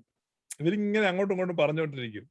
ഇവരോട് ചർച്ചയ്ക്ക് പോകുന്നവര് വിഡ്ഢികളാവും. കേട്ടെ, ഞങ്ങൾ നിൽക്കുന്ന ക്രിസ്ത്യാനിറ്റിയെ എതിർക്കുന്നതോ ഇതിന് മീതെ ഉള്ള ഏതെങ്കിലും ആശയം ഇന്ന് ഭൂമിയിൽ നിലവിലുണ്ടോ, അതിനെ ബേസ് കൊണ്ട് താങ്കൾ സംസാരിച്ചു.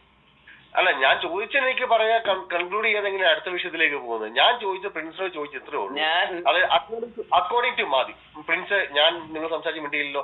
According to Matthew, according to Luke, according to Mark എന്ന് പറഞ്ഞാണ് ഇംഗ്ലീഷ് ബൈബിൾ ഉള്ളത്. മലയാളത്തിലോട്ട് വന്നാൽ മത്തായി എഴുതിയ സുവിശേഷം, ലൂക്ക എഴുതിയ സുവിശേഷം ഉണ്ട്. ഓക്കെ, ഇവിടെ മത്തായി, ലൂക്ക, മാർക്ക്, ജോണ് ഇവര് എവിടെയാണ് സുവിശേഷം എഴുതി വെച്ചത്, എന്ത് ആധികാരികതയാണ് ഇവർ എഴുതുന്നത് പറയാൻ പറ്റുന്നത് എന്ന് പ്രിൻസിന് പറയാൻ പറ്റും. എങ്കിൽ പിന്നെ ബാക്കി നമുക്ക് ചർച്ചയിലോട്ട് പോകാം. പ്രിൻസ്, എന്റെ സഹോദരൻ, അവരെഴുതിയിരിക്കുന്നത് എവിടെയാണെന്നുള്ളത് ചോദിച്ചാൽ അതിന്റെ റെഫറൻസുകളാണ് ബൈബിളിലുള്ളത്. ഒന്ന്. രണ്ടാമത്തെ കാര്യം, ഇതിന്റെ മൂല കൃതികളിൽ നിന്നാണ്, അതായത് ഭാഷയിലുള്ള എഴുത്തുകളിൽ നിന്ന് തന്നെ. ഈ പ്രിൻസിന്റെ ഒരു പരിപാടിയാണ് എപ്പോഴും 1, 2, 3 കുറെ കാര്യം. അപ്പൊ ആളുകളോർക്ക് എന്തൊക്കെയോ ഇവൻ പറഞ്ഞിരുന്നു. എന്താണ് മത്തായി, മർക്കോസ്, ലൂക്കോസ്, യോഹന്നാൻ, ഇത് വളരെ വ്യക്തമായിട്ട് ഞങ്ങൾ അവതരിപ്പിച്ചിട്ടുള്ള ഒരു ആശയമാണ്. ഇപ്പൊ അത് യുക്തിവാദികളും വന്ന് പെന്തക്കോസ്താട് ചോദിക്കുക, പെന്തക്കോസ്താർ കുഴയാണ്. കാരണം നിങ്ങളോട് ആര് പറഞ്ഞത് മത്തായി എഴുതിയാണ്, ഇത് മർക്കോസ് എഴുതിയാണ്, ഇത് ലൂക്കോസ് എഴുതിയാണ്, ഇത് യോഹന്നാൻ എഴുതിയാണെന്ന് ആരാ പറഞ്ഞത്? അവിടെ ഐറീനിയസ് എന്ന് പറയുന്ന സഭാപിതാവാണ് ഇത് പറഞ്ഞത്. അപ്പൊ ഐറീനിയസ് പറഞ്ഞില്ലെങ്കിൽ ഇതിന് അങ്ങനെ ഒരു തെളിവില്ല. അപ്പം ഇത് സഭ പറഞ്ഞ കാര്യമാണ്. ഉത്തരം പറയുന്നത് ശ്രദ്ധിക്കേ. അല്ലാതെ ഇവിടെ തെളിവ് എന്ത് തെളിവാണ് നിങ്ങൾക്ക്? മത്തായി, മാർക്കോസ്, ജോൺ എഴുതിയ ഏത് പലകയിലാണോ? സഹോദര, പലകയാണോ കല്ലാണോ എന്ന് ഞാൻ പറയാം. നിങ്ങൾ സമാനപ്പെടും. നിങ്ങളോട് ഞാൻ പറഞ്ഞു, ഇത് എഴുതിയിരിക്കുന്നത്. ഇനി ബൈബിൾ എഴുതുന്ന, അതായത് പുതിയ നിയമ കാലഘട്ടം എഴുതുന്ന സമയം വരുമ്പോൾ അത് എഴുതുന്നത് നിങ്ങൾ മത്തായി, മർക്കോസിനെ, ലൂക്കോസിനെ കുറിച്ചാണ് പറഞ്ഞിരിക്കുന്നത്. ബൈബിളിൽ ആ സമയത്ത്, ബൈബിളിൽ തന്നെ ഈവൻ പൗലോസിന്റെ എഴുത്തുകളെ കുറിച്ച് പോലും ആ സമയത്ത് തുകൽ ചുരുളുകളും പുസ്തകങ്ങളും ചർമ്മലിഖിതങ്ങളും ഉണ്ട് എന്ന കാര്യം തെസലോനിക്ക ലേഖനത്തിൽ വ്യക്തമായിട്ട് ബൈബിളിൽ തന്നെ എഴുതിയിട്ടുണ്ട്. എന്താ അധികാരം? അത് വേറെ പുസ്തകം എഴുതിയിട്ട് കാര്യമില്ലല്ലോ. അതിന്റെ തെളിവ് എവിടെയെങ്കിലും ഗൂഗിൾ സെർച്ച് ചെയ്താൽ എവിടെയെങ്കിലും ലഭിക്കാൻ? എന്റെ സഹോദരൻ, ഞാൻ നിങ്ങളോട് ചോദിച്ചല്ലോ, ഈ ബൈബിളിന്റെ ഓതൻസിറ്റിയെ ചോദ്യം ചെയ്യാൻ നിങ്ങളുടെ കയ്യിൽ ഒരു റെക്കോർഡും ഇല്ലാതിരിക്കുമ്പം ഞങ്ങളുടെ കയ്യിൽ ഇത് ഇത്രയും ക്ലിയർ ആയിട്ടിരിക്കെ നിങ്ങൾ ഇതില്ലെന്ന് പറയുന്നത് എന്തർത്ഥത്തില്ല? താങ്കളുടെ കയ്യിൽ ഒന്നുമില്ല. ഞാൻ ചോദിക്കുന്നത്, താങ്കൾ ഇങ്ങനെ വായു നിൽക്കുക, എന്നിട്ട് ഭൂമി നിൽക്കുന്നവരോട് ചോദിക്കുക ഭൂമി ഉണ്ടെന്ന് തെളിയിക്കൂ. താങ്കൾ എയറിൽ നിൽക്കുക, എന്നിട്ട് ഭൂമി നിൽക്കുന്നവരോട് ചോദിക്കുകയാണ് ഭൂമി ഉണ്ടെന്ന് തെളിയിക്കും. താങ്കൾ എവിടാ നിൽക്കുന്നതെന്ന് പറയാം. താങ്കൾക്ക് ബൈബിളിനെ എതിർക്കാൻ ഒതൻസിറ്റി ഉള്ള എന്തെങ്കിലും ബാലരമയുണ്ടോ? അത് കുട്ടൂസന്റെ കഥയുണ്ടോ? അത് ബാലമംഗളം ഉണ്ടോ? എന്താ താങ്കളുടെ കയ്യിലുള്ളത്? മനോരമയുണ്ടോ? എന്താ താങ്കളുടെ കയ്യിലുള്ളത്? ബൈബിളിനെ എതിർക്കാൻ പറ്റിയ മംഗളമോ കൗമുദിയോ മാധ്യമോ എന്താ താങ്കളുടെ കയ്യിലുള്ളത്? അത് താങ്കളൊന്ന് പറയൂ. എന്ത് വെച്ചാണ് ബൈബിൾ ഒതന്റിക്കേറ്റ് അല്ല എന്ന് പറയാൻ താങ്കൾ? ഇതല്ല വേറൊന്നുണ്ടോ ഒതന്റിക്കേറ്റ് ഉള്ളത്? താങ്കൾ ഒന്ന് പറയൂ. ഇതിന് ഈ ബൈബിളിന്റെ ചരിത്ര സംഭവങ്ങളെയും ബൈബിളിലെ വിഷയങ്ങളെയും എതിർക്കാൻ പറ്റിയ യഥാർത്ഥ ചരിത്ര രേഖ സമർപ്പിക്കാൻ പറ്റുന്ന താങ്കൾ, എന്നിട്ട് ഇത് ബൈബിളിനെ എതിർക്കുന്നു എന്ന് പറയാൻ പറ്റുന്ന എന്ത് പേപ്പറാണ് താങ്കളിലുള്ളത്? ഒന്ന് പറയാം. ഏതെങ്കിലും ഒരെണ്ണത്തിന്റെ പേര് പറഞ്ഞേ. പറയാം സാർ. ഒരു ബൈബിൾ എന്ന പൊട്ടക്കഥ, അത് എതിർക്കാൻ വേണ്ടി വേറെ പൊട്ടക്കഥ കൊണ്ടുവന്ന കാര്യമില്ല. സഹോദരൻ, ഞാൻ ചോദിച്ചതിന്റെ മറുപടി പറയാം. പൊട്ടക്കഥയില്ല. ഞാൻ താങ്കളുടെ കയ്യിൽ വല്ലതും ഉണ്ടോ എന്നാ ചോദിച്ചോ. ഉണ്ടോ? അതിന്റെ മറുപടി പറ.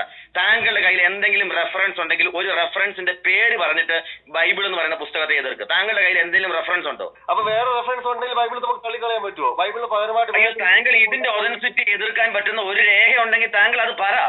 ഞങ്ങൾ പറയുന്നുണ്ടല്ലോ ബൈബിൾ, ഞങ്ങളുടെ കയ്യിൽ ബൈബിൾ ഉണ്ടെന്നും ഈ ബൈബിളിനെ രേഖപ്പെടുത്തിയ വിഷയത്തിൽ എതിർക്കാൻ വേണ്ടിയിട്ട് വേറൊരു കഥയുടെ ആവശ്യമില്ല. നിങ്ങൾക്ക് ആവശ്യമില്ലായിരിക്കും, ഞങ്ങൾക്ക് ആവശ്യമുണ്ട്. ബൈബിൾ തെറ്റാണെന്ന് കിറ്റിന് പറയണമെങ്കിൽ കിറ്റിന്റെ കയ്യിലിരിക്കുന്ന ഓതന്റിക് ആയിട്ടുള്ള റെക്കോർഡ് എന്താണ്? ഞങ്ങളെ സംബന്ധിച്ചിടത്തോളം ആദിമ നൂറ്റാണ്ടുകളിൽ ഉണ്ടായിരുന്ന സുന്നഹദോസുകൾ ഒരു കണ്ടോ പെന്തക്കോസ്താന്റെ ഗതികേട് കണ്ടോ? യുക്തിവാദി ചോദ്യം ചോദിച്ചു കഴിഞ്ഞപ്പോ അവസാനം സമസ്താപരാധം പറഞ്ഞ് സാഷ്ടാംഗത്തെ സുന്നോദോസി വന്ന് വീണിട്ടുണ്ട്. പെന്തക്കോസ്താൻ എവിടെയാടാ പ്രിൻസ് സുന്നോദോസ് നടത്തിയത്? ഇതാണ് ഞാൻ പറഞ്ഞത്. ബൈബിളിന് ആധികാരികത വരണമെങ്കിൽ പരിശുദ്ധ സഭയെ ആശ്രയിക്കണം. അപ്പൊ ബൈബിളിനല്ല ആധികാരികതയുള്ളത്, സഭയ്ക്കാണ്. ബൈബിളിനല്ല ചരിത്രപരതയുള്ളത്, സഭയ്ക്കാണ്. സഭയെ കൂടാതെ ബൈബിളിന് നിലനിൽപ്പില്ല, പ്രസക്തിയില്ല, ആധികാരികതയില്ല. ജീവിക്കുന്നവരുടെ, ജീവനുള്ളവരുടെ നൽകുന്നതായ പരിശുദ്ധ സഭ. അപ്പൊ കർത്താവായ യേശുക്രിസ്തു ഞാനൊരു ബൈബിൾ എഴുതും എന്നല്ല പറഞ്ഞത്, ഞാൻ എൻ്റെ സഭയെ പണിയും എന്നാ പറഞ്ഞത്. അപ്പൊ ആ സഭ നിലനിൽക്കുന്നതാണ് ബൈബിളിന്റെ ആധികാരികം. മനസ്സിലായോ പെന്തക്കോസ്തുകാർക്ക്? പരിശുദ്ധ സഭ 20 നൂറ്റാണ്ടുകളിൽ നിലനിൽക്കുന്നു, അതാണ് അതിന്റെ ആധികാരികത. എല്ലാ കാലഘട്ടങ്ങളിലും ഈ 2000 വർഷം എടുത്തു, ഓരോ 10 വർഷവും എടുത്തു. ഇപ്പം AD 650 മുതൽ AD 660 വരെയുള്ള 10 വർഷം, ആ കാലഘട്ടത്തിൽ ക്രിസ്തീയ സഭാ നേതൃത്വം ആരൊക്കെ ആയിരുന്നു എന്ന് ചോദിച്ചാൽ കൃത്യമായ തെളിവ് സഭയ്ക്ക് പറയാൻ പറ്റും. ഓരോ നൂറ്റാണ്ടിലും എന്നല്ല, ഓരോ ദശാബ്ദത്തിലും എടുത്തു നോക്കിയാൽ പോലും സഭയുടെ നേതൃത്വം അവിടെ നിൽക്കുന്നുണ്ട്, വിശ്വാസികൾ അവിടെ നിൽക്കുന്നുണ്ട്. അണമുറിയാത്ത ഒരു വിശ്വാസികളുടെ ശൃംഖല, എപ്പിസ്കോപ്പസിയുടെ ശൃംഖല, അപ്പോസ്തോലിക കൈവപ്പിന്റെ ഒരു ശൃംഖല യേശുക്രിസ്തു മുതൽ നിലനിൽക്കുന്നു സഭയ്ക്ക്. ആ സഭയുടെ ആധികാരികതയാണ് ഈ സുവിശേഷം. മത്തായി, മർക്കോസ്, ലൂക്കോസ്, യോഹന്നാൻ എന്നീ 4 സുവിശേഷത്തിന് നാമകരണം ചെയ്തത് ഐറീനിയസ് ആണ്, സഭാപിതാവാണ്.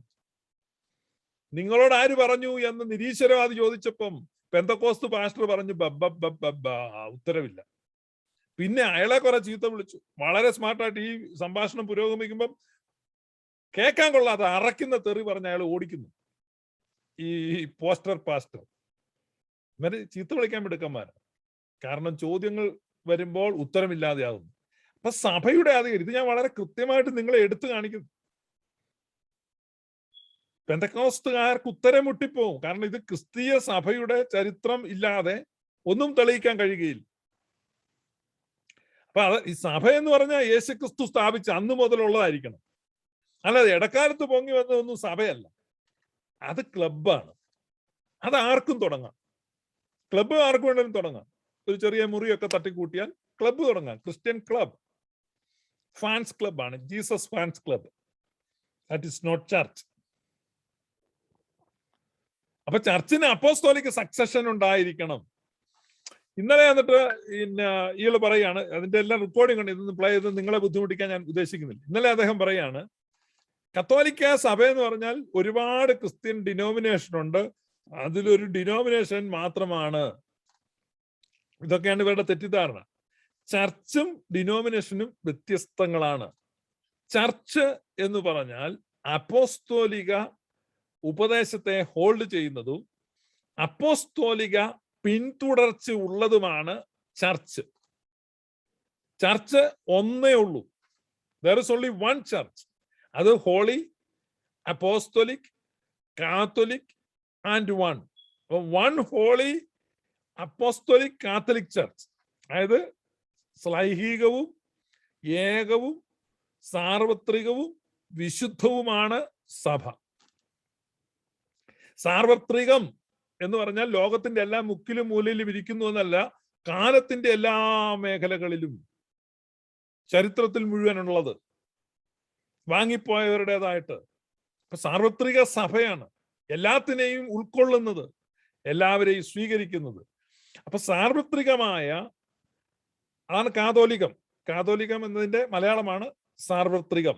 അപ്പൊ സാർവത്രികമായ, ശ്ലൈഹികമായ അല്ലെങ്കിൽ അപ്പോസ്തോലികമായ എന്ന് പറഞ്ഞാൽ അപ്പോസ്തോലന്മാരാൽ സ്ഥാപിക്കപ്പെട്ട അപ്പോസ്തോലികമായ ഏകസഭ, വിശുദ്ധ സഭ. അപ്പൊ ഏകമാണ്, വിശുദ്ധമാണ്, സാർവത്രികമാണ്, ശ്ലൈഹികമാണ് സഭ. ആ ഒരൊറ്റ സഭയുള്ളൂ. ഇപ്പൊ നിങ്ങൾ നോക്കുക, പിന്നെ കത്തോലിക്ക തിരുസഭ, കത്തോലിക്ക സഭ അതൊരു ചർച്ചാണ്, ചർച്ച്. അപ്പൊ ചർച്ച് വണ്ണാണ്. അപ്പൊ സുറിയാനി സഭ, അപ്പൊ നിങ്ങൾക്ക് 2 സഭയായില്ലേ? ഇല്ല. കാരണം ഇത് രണ്ടും ഒരു സഭയാണ്. കത്തോലിക്ക സഭയും ഈ സുറിയാനി സഭയും ഒന്നാണ്. അതെവിടെയാണ് ആ ഒരുമ നിൽക്കുന്നത്? ഞാനും പിതാവും ഒന്നാകുന്നു എന്ന് യേശു കർത്താവ് പറഞ്ഞു. എന്ന് പറഞ്ഞാൽ പിതാവും പുത്രനും ഒരു വ്യക്തിയാന്നല്ല, വ്യതിരിക്ത വ്യക്തികളാണ്, ഡിസ്റ്റിങ്ക്റ്റീവ് പേഴ്സൺസ് ആണ്. അതുപോലെ സുറിയാനി സഭയും കത്തോലിക്ക സഭയും ഒന്നാണ് എന്ന് പറയുമ്പോൾ സുറിയാനി സഭയും കത്തോലിക്ക സഭയും കൂടെ ഒന്നായിട്ടിരിക്കുന്നു എന്നല്ല. അവരൊന്നാകുന്ന എവിടെയാണ്? അത് മാമോദീസായിലാണ്. പിതാവെ, ഞാനും നീയും ഐക്യതയിൽ തികഞ്ഞവരായിരിക്കുന്നത് പോലെ ഇവരും തമ്മിൽ ഒന്നായി തീരേണ്ടതിന് വിശുദ്ധ യോഹന്നാൻ ശ്ലീഹയുടെ സുവിശേഷം 17-ാം അധ്യായത്തിൽ യേശുക്രിസ്തു പ്രാർത്ഥിക്കുകയാണ്. അപ്പൊ കത്തോലിക്ക സഭയും സുറിയാനി സഭയും ഒന്നായിരിക്കുന്നു. എവിടെ ഒന്നായിരിക്കുന്നു? മാമോദീസായിൽ ഒന്നായിരിക്കുന്നു. അതുകൊണ്ടാണ് പാപമോചനത്തിനുള്ള ഏക മാമോദീസ ഞങ്ങൾ ഏറ്റുപറയുന്നു. അപ്പൊ വൺ ബാപ്റ്റിസം. അപ്പൊ മാമോദീസായിലാണ് ഐക്യം. അതുകൊണ്ടാണ് സുറിയാനി സഭയിൽപ്പെട്ട ഒരാളെ കണ്ടാൽ ഒരു കത്തോലിക്ക പുരോഹിതൻ ഞാൻ നിന്നെ മാമോദീസ മുക്ക എന്ന് പറഞ്ഞ് പിന്നെ മുക്കത്തില്ല. മാമോദീസ ഒന്നാ. കത്തോലിക്ക സഭയിൽപ്പെട്ട ഒരാളെ കണ്ടു കഴിഞ്ഞാൽ ഒരു സുറിയാനി സഭയിലെ പുരോഹിതൻ ഞാൻ മുട്ടായി ഒക്കെ മേടിച്ചു തരാം എന്ന് പറഞ്ഞ് ഇങ്ങനെ വിളിച്ചുകൊണ്ട് പോയിട്ട് എങ്ങനെയാലും അവനെന്ത് മാമോദിസ കൊടുക്കത്തില്ല. കാരണം കത്തോലിക്ക സഭയും സുറിയാനി സഭയും മാമോദിസ ഏകമാണെന്ന് വിശ്വസം. മാമോദിസയിലാണ് ഐക്യം. പക്ഷേ ഒരു യാക്കോബായക്കാരനെ കണ്ടാൽ, ഒരു പെന്തക്കോസ്തുകാരന്റെ ചിന്ത, പാസ്റ്ററുടെ ചിന്ത എങ്ങനെയാണ്? എങ്ങനെ ഇവനെ ഒന്ന് മുക്കാം, പിന്നെ അവനെ കമത്താം, പിന്നെ അവനെ ഊറ്റാം. പിന്നെ എല്ലാ പാസ്റ്റർമാരും ടാപ്പിങ്ങുകാരാന്ന് ആരാണ്ട് പറയുന്നത്. ഇപ്പൊ ടാപ്പ് ചെയ്ത് ഇങ്ങനെ കറയും. അപ്പൊ ഇതൊക്കെ നമുക്ക് ചെയ്യാൻ പറ്റും. ഇതിനെപ്പറ്റി ചിന്തിച്ചോണ്ടിരിക്കും. ഐക്യമില്ല. അപ്പൊ ഒന്ന്, അപ്പോസ്തോലിക സഭ എന്ന് പറയുമ്പം അതൊന്നാണ്. അപ്പൊ അപ്പോസ്തോലിക സഭ എന്നതാണ് ഇന്നർ സർക്കിൾ, ചർച്ച്. പിന്നെ അവർക്ക് അപ്പോസ്തലന്മാർ തുടങ്ങിയിട്ടുള്ള ഒരു കൈവെപ്പ് പിന്തുടർച്ചയുണ്ട്, അപ്പോസ്തോലിക് സക്സഷൻ. അപ്പൊ അപ്പോസ്തോലിക് സക്സഷനെ കാണിക്കുന്നതും അപ്പോസ്തോലിക വിശ്വാസത്തെ ഹോൾഡ് ചെയ്യുന്നതും മാമോദിസായിലുള്ള കൗദാശിക ഐക്യത്തെ നിലനിർത്തുന്നതുമാണ് സഭ. രണ്ട്, അതിന് പുറത്തുള്ള ഒരു ഗ്രൂപ്പാണത് ഡിനോമിനേഷൻസ് എന്നറിയപ്പെടും. ഡിനോമിനേഷൻസ്, അവർക്ക് അപ്പോസ്തോലിക് ഫെയ്ത്ത് ഉണ്ട്, അപ്പോസ്തോലിക സഭകളുമായിട്ടുള്ള സഹകരണമുണ്ട്. പക്ഷെ അവർക്ക് എന്തില്ല? അപ്പോസ്തോലിക് സക്സഷൻ ഇല്ല. അപ്പൊ അപ്പോസ്തോലിക് സക്സഷൻ അവരുടെ ത്രോണിനില്ല. അല്ലെങ്കിൽ ഇപ്പൊ കാൻറ്റർബറി ആർച്ച് ബിഷപ്പ്, കാൻറ്റർബറി ആർച്ച് ബിഷപ്പിന് ഒരു പ്രിഡിസിസർ ഇല്ല. അപ്പൊ അദ്ദേഹത്തിന്റെ മുൻഗാമി ഇല്ല. മുൻഗാമി ഇല്ലാത്ത പിൻഗാമിയാണ്. അപ്പൊ മുൻഗാമി ഇല്ലാത്ത പിൻഗാമികൾ മാത്രമുള്ളതിനെ ഡിനോമിനേഷൻസ് എന്നാ വിളിക്കുന്നത്. ഡിനോമിനേഷൻസ്. ഓക്കെ, ഡിനോമിനേഷൻ ഈ ഫെലോഷിപ്പിലുള്ളതാണ് അവര്. എന്നാൽ ഈ ഡിനോമിനേഷന് പുറത്ത് അവരെ സംബന്ധിച്ച് അവർക്ക് കമ്മ്യൂണിയൻ ഇല്ല, ഹോളി ചർച്ചുമായിട്ടുള്ള കമ്മ്യൂണിയൻ ഇല്ല. They are excommunicated heretics. അല്ലെ, അവർ സെക്റ്റുകൾ, സെക്ടേറിയൻസ് എന്നാണ് അറിയപ്പെടുന്നത്. They are sectarians. അത് മൂന്നാം ഗ്രൂപ്പാണ് സെക്ടേറിയൻസ്. സെക്ടേറിയൻസിനകത്ത് വരുന്നതാണ് ഈ പ്രൊട്ടസ്റ്റന്റിലെ പല വിഭാഗങ്ങളും. പെന്റക്കോസ്റ്റൽസ്, അവരൊക്കെ സെക്ടേറിയൻസ് ആണ്. ഈ സെക്ടേറിയൻസ് അവർക്ക് ഉൾക്കൊള്ളാൻ കഴിയാത്ത ആളുകളെ അവരെന്തായിട്ട് പ്രഖ്യാപിക്കുന്നുണ്ട്? കൾട്ടുകളായിട്ട് പ്രഖ്യാപിച്ച് പുറത്താക്കുന്നുണ്ട്. അത് സെക്ടേറിയനിലും പുറത്ത് കിടക്കുന്ന കൾട്ടുകൾ. അത്തരത്തിലുള്ള ഒരു കൾട്ടാണ് യേശുനാമ കൾട്ട്, വൺനെസ് പെന്റക്കോസ്റ്റൽ. ആ കൾട്ട് ഗ്രൂപ്പ് അവർക്ക് സഹിക്കാൻ പറ്റാതെ ആ കൾട്ടിൽ നിന്നും പുറത്താക്കിയ ഒരാളാണ് സെബാസ്റ്റ്യൻ പുന്നക്കൽ. നിങ്ങൾ മനസ്സിലാക്കണം എന്തൊരു സ്ഥിതിയാണ്. മനസ്സിലായോ? ആ സെബാസ്റ്റ്യൻ പുന്നക്കലിനെയാണ് കത്തോലിക്ക സഭയിലെ അംഗമായിരിക്കുന്ന കരുമാത്ര സന്തോഷ് ഈ ഷെക്കൈന ടി വിയിൽ വെച്ച് ഇതാ ഒരു ക്രിസ്ത്യൻ അപ്പോളജിസ്റ്റ്, ഇതാ വരുന്നു. എന്തൊരു തമാശ. ഒരു ക്രിസ്ത്യൻ അപ്പോളജിസ്റ്റിന്റെ ഉദയം നിങ്ങൾ നോക്കണം, എവിടെ നിന്ന് വന്നിരിക്കുകയാണ്. അപ്പൊ ചർച്ച് ഈസ് ദയർ. ചർച്ചിന് പുറത്ത് ഡിനോമിനേഷൻസ് ഉണ്ട്, ഡിനോമിനേഷന് പുറത്ത് സെക്ടേറിയൻസ് ഉണ്ട്, സെക്റ്റുകളുണ്ട്. അപ്പൊ സെക്റ്റുകൾ ഇതാണ്. ഒരിക്കലും ഇവരൊന്നും ഡിനോമിനേഷൻ അല്ല പെന്റക്കോസ്റ്റൽസ് ഒന്നും. ഡിനോമിനേഷൻ എന്നുള്ള ക്വാളിഫൈഡ് അല്ല. ഇതാണ് നിങ്ങൾ മനസ്സിലാക്കേണ്ടത്. അപ്പൊ ഈ യാഥാർത്ഥ്യം നിങ്ങൾ മനസ്സിലാക്കുക. അപ്പൊ എത്ര മഹത്തായ ഒരു പാരമ്പര്യത്തിൽ നിന്ന്, ഒരു പൈതൃകത്തിൽ നിന്നാണ് നിങ്ങൾ വീണു പോയിട്ടുള്ളത്, നിങ്ങൾ നഷ്ടപ്പെട്ടു പോയിട്ടുള്ളത്, നിങ്ങൾ നിങ്ങളെ തന്നെ സ്വയം പുറത്താക്കിയിട്ടുള്ളത്. അപ്പൊ ഇതാണ് മടങ്ങിവരവിനുള്ള സമയം. സഭയിലേക്ക് മടങ്ങുക, സഭയുടെ കുദാശയിലേക്ക്, ആ പാരമ്പര്യത്തിലേക്ക് മടങ്ങുക.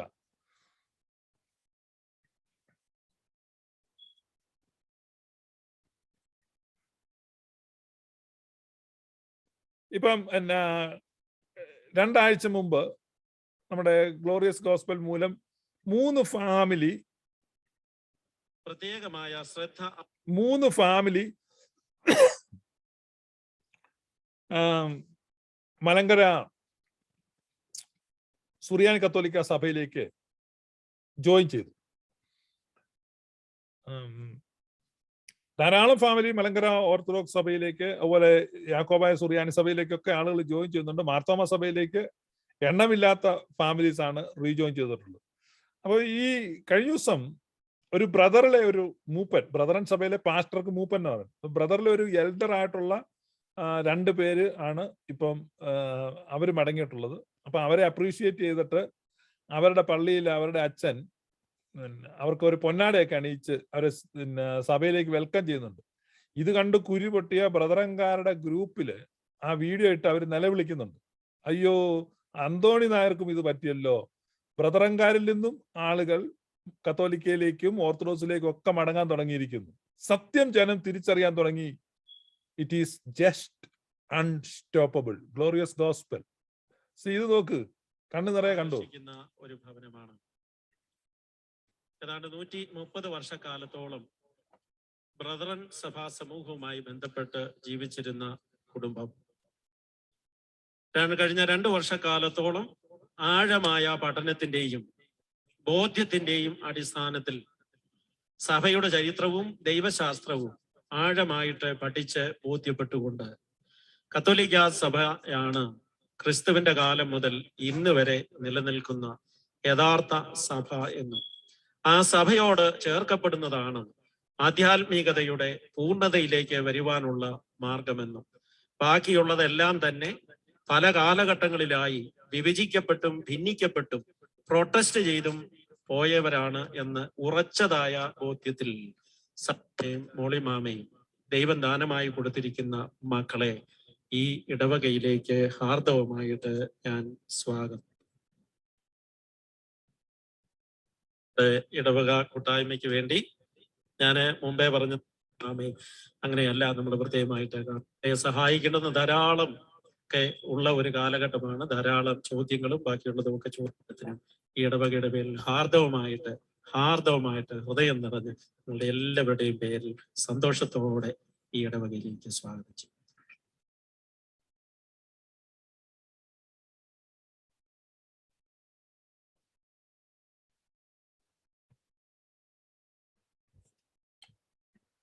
ബ്രദറൻകാരൊക്കെ പൊന്നാടയൊക്കെ അണിഞ്ഞ് കത്തോലിക്ക സഭയിലേക്കും യാക്കോബായ സഭയിലേക്കും ഒക്കെ കയറി പോകുന്ന കാഴ്ച കണ്ണു തുറന്ന് കണ്ടു.